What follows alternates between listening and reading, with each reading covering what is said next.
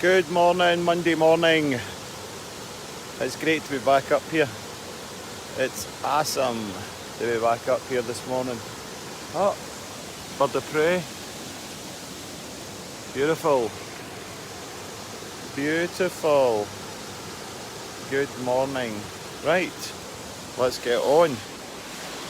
We're off running ahead.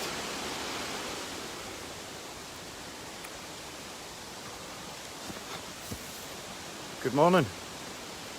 Here we are, Monday morning, and continuing with our vlogs. So, bin the bevy. Monday morning, if you tanked too much over the weekend, are you sitting with your head in your hands, binning the bevy? And it's not really a vlog. Morning, Lewis. So, yeah, bin the bevy, I thought I would call this morning. And we're at Monday morning, Monday motivation, and have you spent your weekend? Morning, Cindy. Hope you're well. Cindy, you're Canadian. Bevy's battering the booze, binning the bevy. So, are you rough? You drank too much. You overindulged at the weekend. Have you started questioning your alcohol consumption? Do you question your alcohol consumption, but find no way to get... Good morning, Mr. Cleland. I will see you in the water at 8 a.m.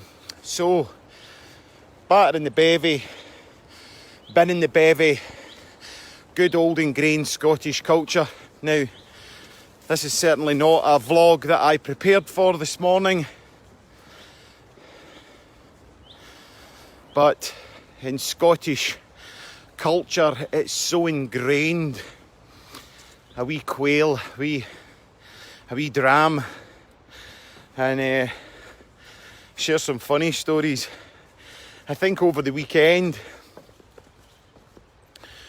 we'd been talking about, we were out hiking over the weekend, and those in the group were talking about, morning Mr. Grant, morning Willie, or evening Cindy. And the young guys were talking about getting mad with it, getting on it, battering the bevy, getting intoxicated. Why do we do it? Why are people like here in Lanark, small village between Glasgow and Edinburgh in central Scotland, there would have been a week-long celebration starting on Monday with a Marches night, which I believe was one of the only nights in the... I don't know if it's still legal, but when they banned alcohol from the streets, that Lanimers night was you were allowed to drink in the streets. The rules get changed for the Lanimers. And that went on, that celebration went on, and most people in Lanark took the week off for their glorified gala day. And there would be processions and kids would get dressed up, but fundamentally there was a massive amount of alcohol and a massive amount of deprivation, which seems to just get knocked under the surface, doesn't it? When we're talking about alcohol, it's like, okay, it wasn't that bad. No, you were lying absolutely out your skull with your knickers round your ankle with a half-eaten kebab at the side of the shop, but it wasn't that bad. We'll laugh and joke about it until the next time we do it. Anyway, I'm binning the bevy. I thought I would talk about this morning, and how do we start to change our mindset towards alcohol? And, well, am I an alcoholic? Am I an addict?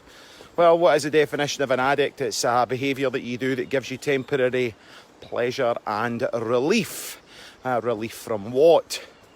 Release from the inner chaos, the demons, the stress, the need for a wee dram, for the Dutch courage before you do your speech at your brother-in-law's wedding, whatever it might be.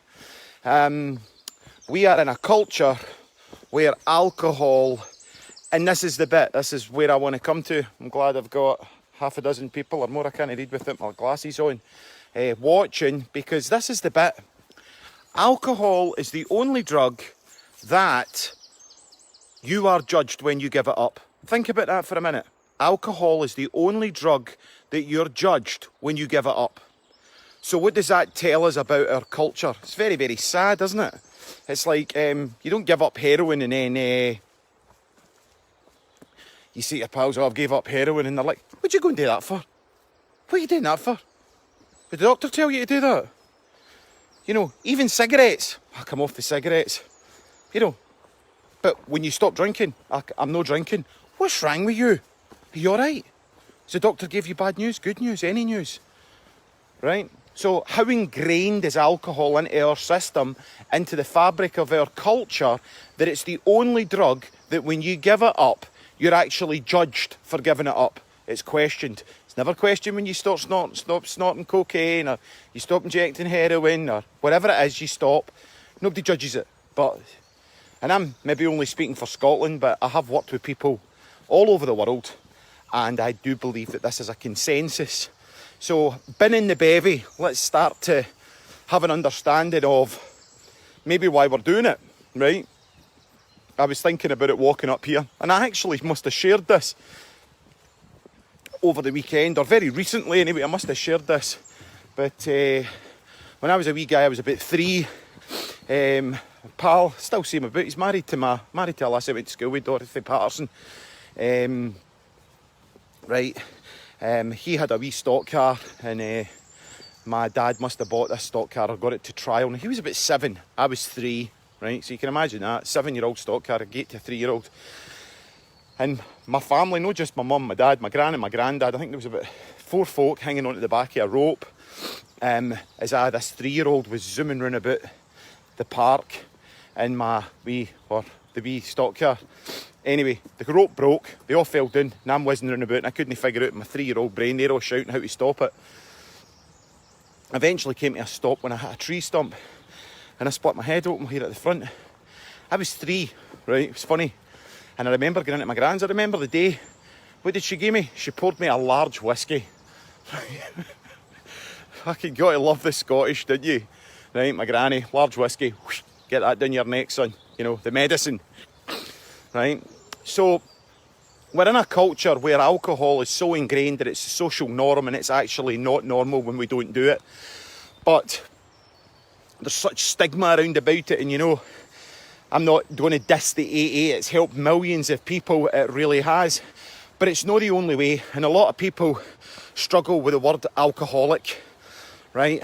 Am I an alcoholic? That mere word, I don't like it personally, I don't like it, but it describes somebody that drinks more and has maybe a compulsion to it. And the amazing thing that being around the fellowship for 27 years, right? Nearly 30 years I've been around the fellowship, right?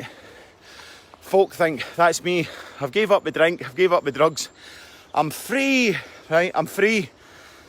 Yet, they give up the drink, they give up the drugs, but they count how long they've been off it for. That's me been off the drugs 90 days, got my 90-day keyring, right? Get to 180 days. Got my 180-day keyring, right? Well, I've no drank alcohol since 2006.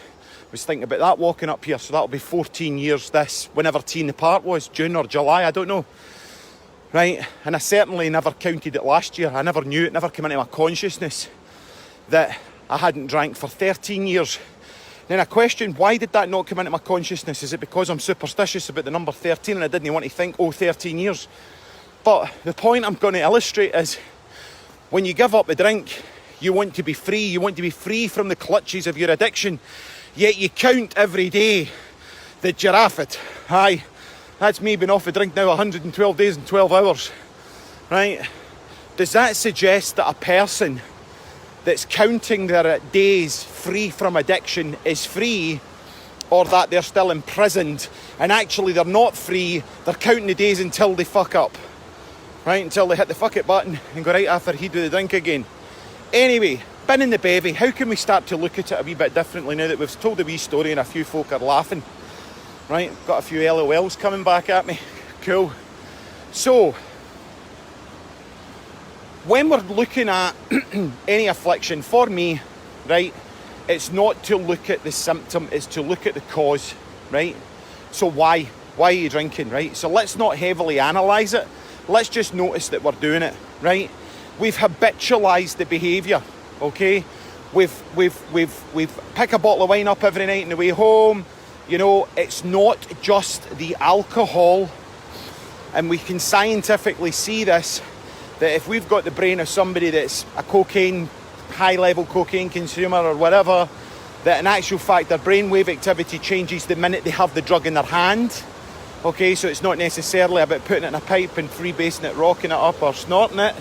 And similar with alcohol, it's like we've got this feeling of stress.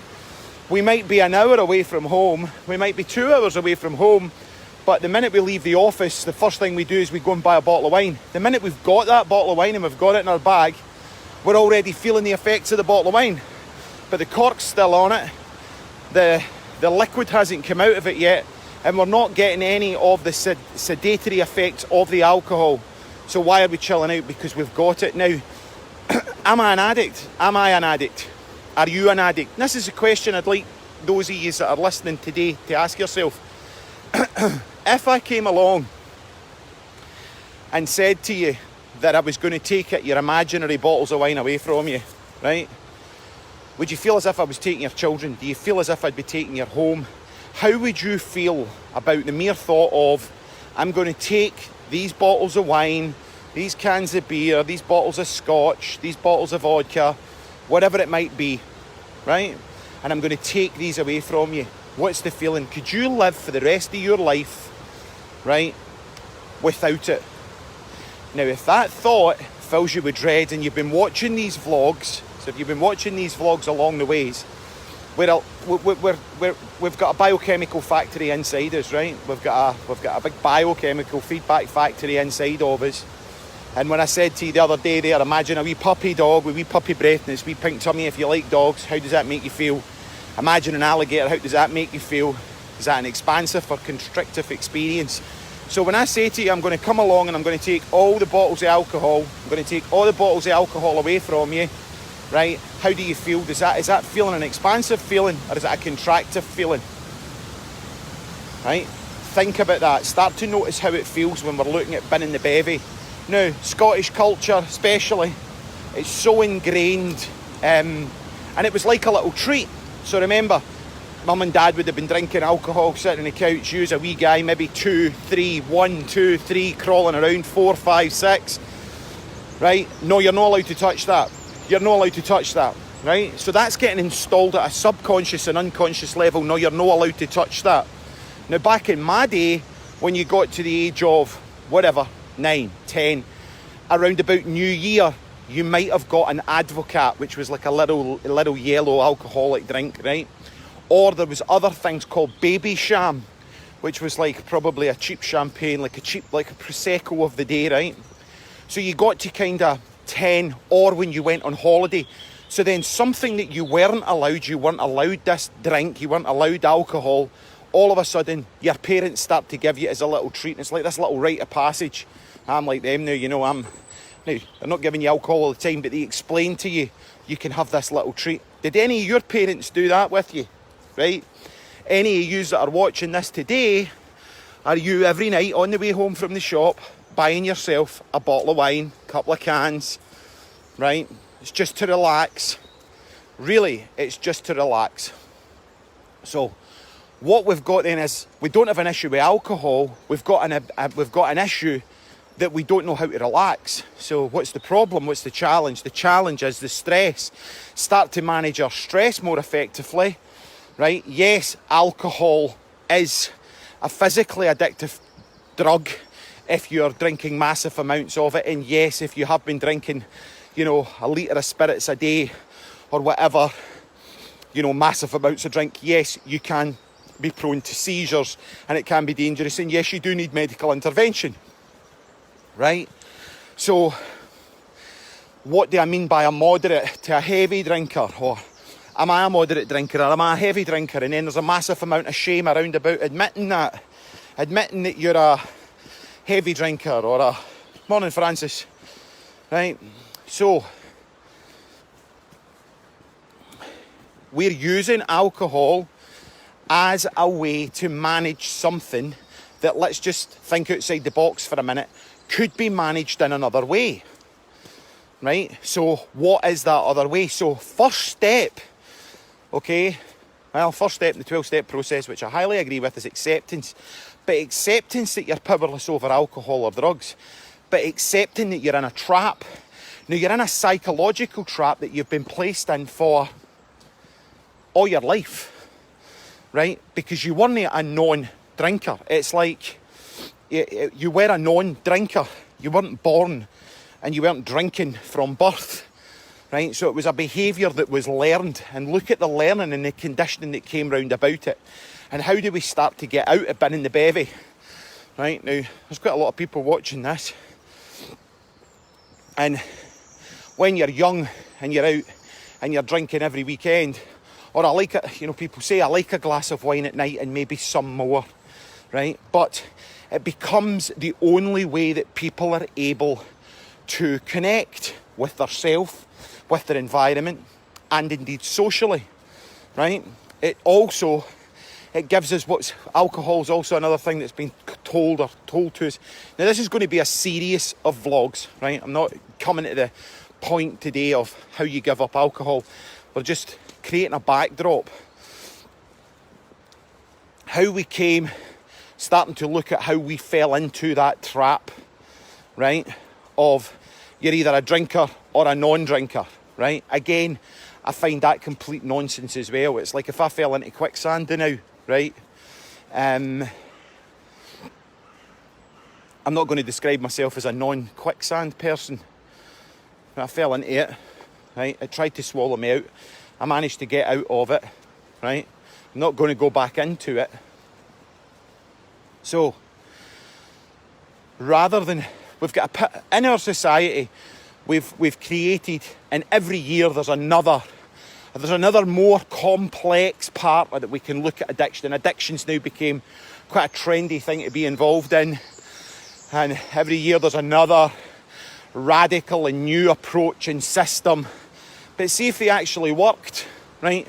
We wouldn't have the walking wounded running around our streets that are still under the affliction of alcohol use. Now, for me, it's keep it simple.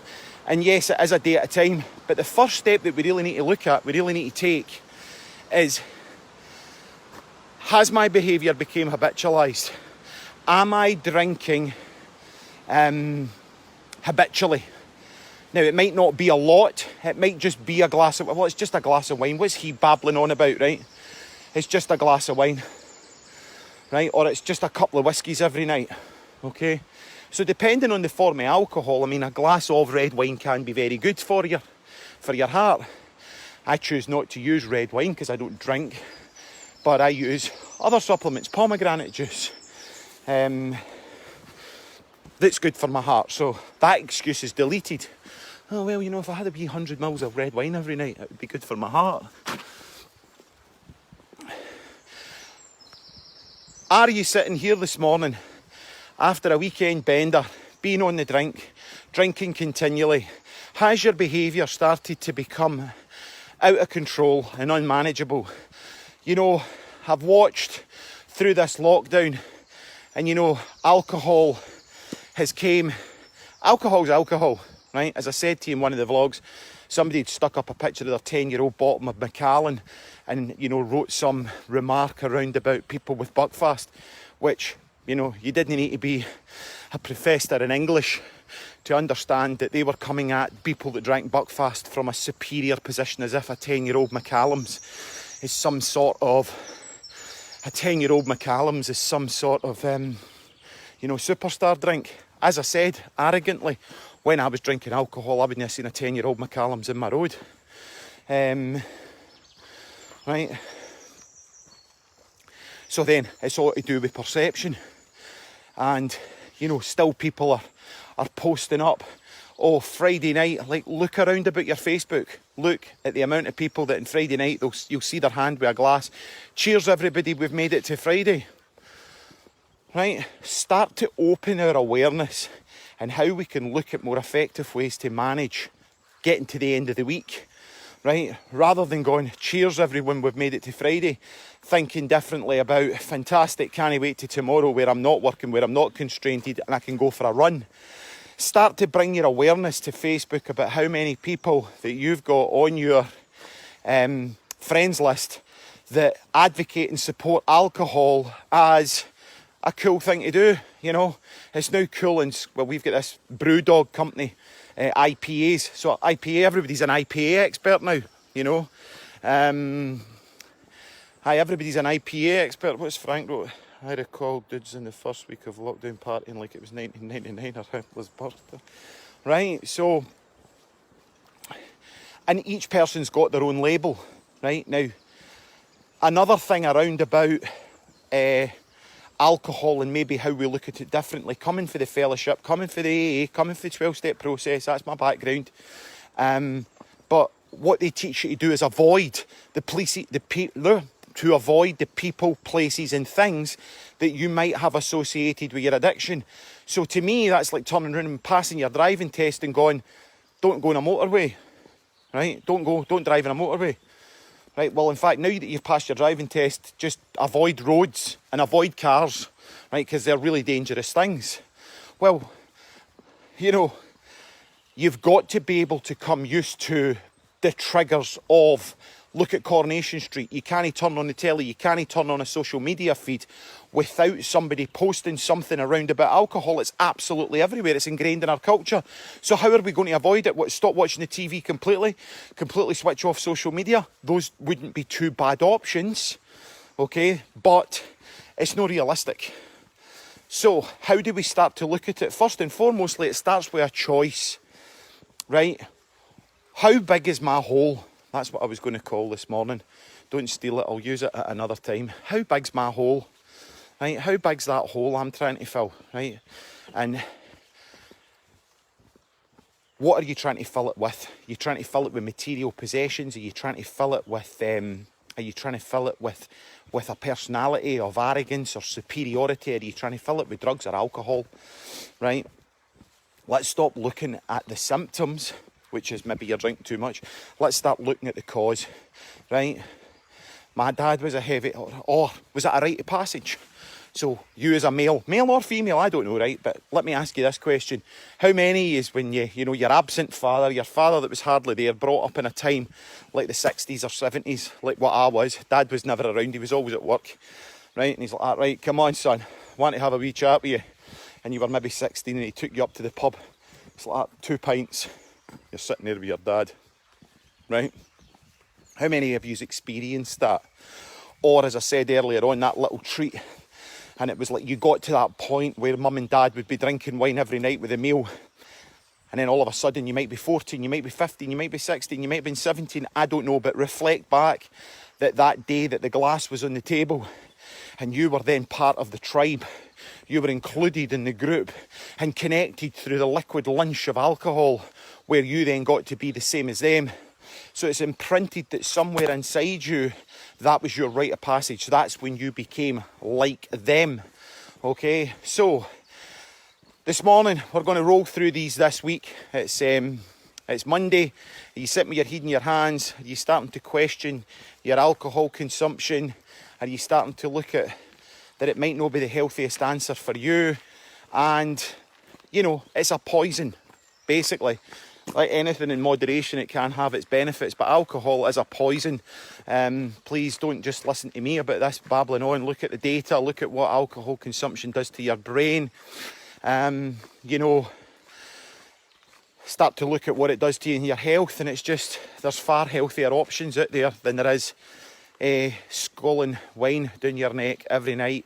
Now, what does wine do initially? Makes you feel good, and then it's a half bottle and then a bottle, and then you wake up completely hungover, right, and feeling terrible. Now, see if your best friend, right, made you feel that bad every Monday morning, would you still have it as a best friend, right? Look at it this way. So for me, and what a lot of people do in addiction, and especially in the fellowship, and I'm no slagging them, they've helped millions of people, but there's also a lot of people that don't get through their door. They expect you to transfer it into something else, right? And put it into something else. And I would encourage you not to do that, not to transfer it into something else. Okay, is to start to become mindful Monday and start to look at how it's making you feel. So for me, when I was drinking alcohol, say I would spend £50 a week in alcohol, right? Just for an argument's sake, right? £50 a week, that's £200 a month. Then I appeared with a brand new motorbike. Fucking, how can you afford that? Fucking blah, blah, blah. Well, I gave up fags, or I gave up drink, and I saved myself £200 a month. Now, if a friend was continually coming in, right, and borrowing £10 off you every day, that's how much you're spending in wine, right, a tenner every day, 356, that's £3,500 a year, right? If you had a friend that was coming in that was costing you £3,500 a year, that's £35,000 over 10 years, right? Would they still be your friend? Would they still be your best pal? Like, would you still be running around with a friend that's costing you £3,500, £3,600 a year if you drink a bottle of wine a night? No. Would you still have a best friend that woke up as if he was kicking your head in every Monday morning with your head pounding, right? Couldn't get your head off the pillow, feeling depressed, just want to keep putting the duvet over your cover, the alarm's going off until eventually you smash it off the floor? If that was your best friend, would you still be pally with him? So I'm wanting to encourage you to look at, is your consumption or relationship a friend or foe, right? And what I want to leave you with before, and we'll continue through this week, right, is think about this. Alcohol is the only drug that we get judged for stopping. Think about that. What, you don't drink? No, I don't drink. A glass of wine for Ross? No, I don't want a glass of wine. I don't drink. But you don't drink? Something wrong with him, right? Whereas somebody come in and went, oh, I've gave up heroin. What'd you go and do that for? I've gave up cocaine. What'd you go and do that for? Right? Nobody says that. So alcohol has become super ingrained into our fabric, which makes it very challenging for us to start to do something about it. But we're in especially through lockdown, many people have just been using alcohol as an escape, as a way to get through the feeling that they can't handle. They can't handle sitting with themselves. So have a fantastic Monday. Wish each of you all the best. And this week's vlogs are going to be about binning the bevy, what it's doing for you, what you get from it, and other ways other than the fellowship, because I know it doesn't work for everybody. And there's 100 different ways. And let me leave you with this. You remember in the 80s when I was young, there was these pens, Parker pens, that you could write upside down with, right? And it was developed by NASA.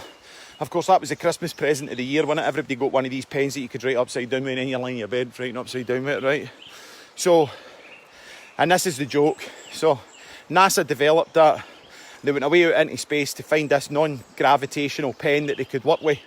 And then, while they were up in space, the Americans met the Russians. And the Russians were like that, handed over this document, and here their pen couldn't work. And the Russians pulled a pencil out their pocket. Now, why spend hundreds of thousands of pounds developing a gravity pen that would work in outer space when really there's not that much options that I need to write upside down at any point? Sometimes what we need is a pencil. Sometimes we just need to keep it really simple. And we don't need to look for the most complex reasons of addiction. We just have to simply say an acceptance that this is where I'm at and make a choice to do something different. Now, have a fantastic day. Wish you all the very best. And binning the bevy series has started.